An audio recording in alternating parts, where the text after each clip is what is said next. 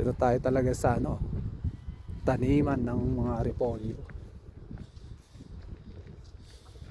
Dito, carrot na harvest na. Yan. Dami repolyo. Dito talaga maganda kasi hindi pa na harvest. Ito ang carrot, na harvest na yung iba. Ayan, no? Pero may natira pa siya. Ito po, carrot po ito. Carrot.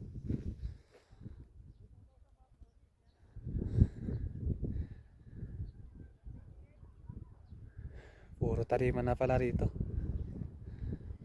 Ano traffic ayaw ko naman alaw eh.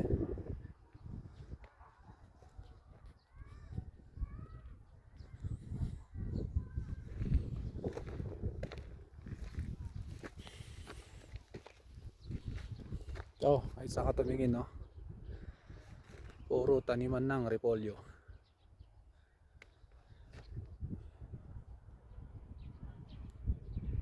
Dami.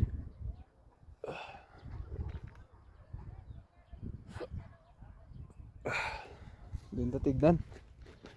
So, lamig. Lamig talaga dito.